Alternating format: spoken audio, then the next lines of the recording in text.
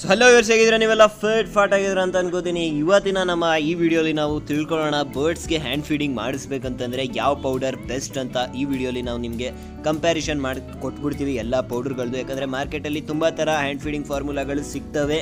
ಅದರಲ್ಲಿ ಯಾವ ಫಾರ್ಮುಲಾ ಯಾವ ಬರ್ಡ್ಗೆ ಕೊಡ್ಬೋದು, ಯಾವ ಫಾರ್ಮುಲಾ ಯಾವ ಬರ್ಡ್ಗೆ ಕೊಡಬಾರ್ದು, ಮತ್ತು ಇರೋ ಫಾರ್ಮುಲಾಗಳಲ್ಲಿ ಯಾವ ಫಾರ್ಮುಲಾ ನಿಮ್ಮ ಬರ್ಡ್ಗೆ ಬೆಸ್ಟ್ ಅಂತ ಈ ವಿಡಿಯೋಲಿ ಕಂಪ್ಲೀಟಾಗಿ ನಿಮಗೆ ತಿಳಿಸ್ಕೊಡ್ತೀವಿ. ಸೊ ನೀವು ಯಾವಾಗ ಫಾರ್ಮುಲಾ ತಗೊಳ್ಳೋಕ್ಕೆ ಬರ್ತಿರಲ್ಲ ನಮ್ಮ ಹತ್ರ, ಆವಾಗ ನೀವು ಬೆಸ್ಟ್ ಫಾರ್ಮುಲಾ ತಗೊಂಡು ಹೋಗ್ಬೋದು. ಸೊ ನಡೀರಿ ಗೈಸ್, ವಿಡಿಯೋನ ಸ್ಟಾರ್ಟ್ ಮಾಡೋಣ. ಬಟ್ ಅದಕ್ಕಿಂತ ಮುಂಚೆ ಗೈಸ್, ನಾನು ನಿಮ್ಮ ಹತ್ರ ಒಂದು ರಿಕ್ವೆಸ್ಟೇ ಮಾಡ್ಕೋತೀನಿ ಅಂತಲೇ ಹೇಳ್ಬೋದು. ನಾನು ನಮ್ಮ ಕಡೆಯಿಂದ ವೀಡಿಯೋಗಳು ಅಪ್ಲೋಡ್ ಮಾಡೋಕ್ಕೆ ಟ್ರೈ ಮಾಡ್ತಾ ಇರ್ತೀವಿ, ಕಂಟೆಂಟ್ ಮಾಡೋಕ್ಕೆ ಟ್ರೈ ಮಾಡ್ತಾ ಇರ್ತೀವಿ. ಬಟ್ ನಿಮಗೆ ಈ ಚಾನಲಲ್ಲಿ ಏನೇನು ವೀಡಿಯೋಸ್ ನೋಡಬೇಕಂತ ನೀವು ಇಷ್ಟಪಡ್ತೀರಾ ಅಂತ ಈ ವಿಡಿಯೋ ಕಮೆಂಟ್ ಸೆಕ್ಷನಲ್ಲಿ ತಿಳಿಸಿ.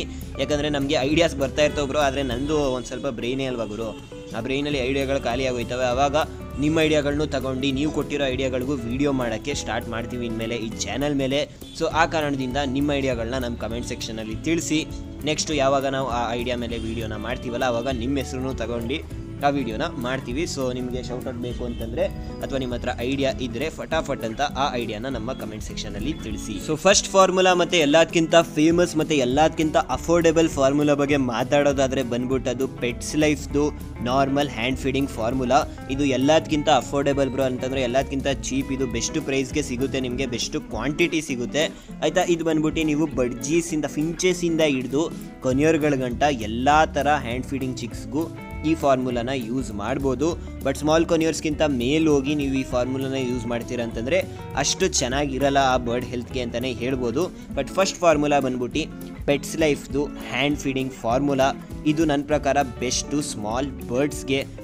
ಸೊ ಸ್ಮಾಲ್ ಬರ್ಡ್ಸ್ಗೆ ಯಾವ ಥರ ಪೆಟ್ಸ್ ಲೈಫ್ದು ಹ್ಯಾಂಡ್ ಫೀಡಿಂಗ್ ಫಾರ್ಮುಲಾ ಇದೆಯಲ್ಲ, ಅದೇ ಥರ ಒಂದು ಸ್ವಲ್ಪ ಮೀಡಿಯಮ್ ಬರ್ಡ್ಗಳು ಯಾವ್ದ್ಯಾವುದು ಅಂತಂದರೆ ಸನ್ ಕೊನಿಯರು, ಕ್ರಿಮ್ಸನ್ ಬೆಲಿಡ್ ಕೊನಿಯರು, ಲಾರಿ ಕಿಡ್ಸು.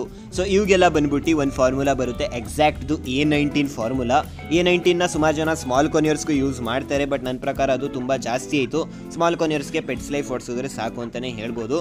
A19 ಬಂದ್ಬಿಟ್ಟು ಮೀಡಿಯಮ್ ಸೈಜ್ ಬರ್ಡ್ಗಳಿಗೆ ಒಂದು ಒಳ್ಳೆ ಮತ್ತು ಬೆಸ್ಟ್ ಫಾರ್ಮುಲಾ ಆಗಿದೆ ಅಂತಲೇ ಹೇಳ್ಬೋದು. ಸೊ ಇನ್ನು ನೆಕ್ಸ್ಟ್ ಬರೋದಾದರೆ ದೊಡ್ಡ ಬರ್ಡ್ಸ್ಗೆ ಯಾವುದು ಬೆಸ್ಟ್ ಫಾರ್ಮುಲಾ ಅಂತಂದರೆ ನನ್ನ ಪ್ರಕಾರ ಬಂದ್ಬಿಟ್ಟು ಗೈಸ್ A21 ಎಕ್ಸಾಕ್ಟ್ ಕಂಪನಿದೆ A21 ಅಂತ ಒಂದು ಫಾರ್ಮುಲಾ ಬರುತ್ತೆ.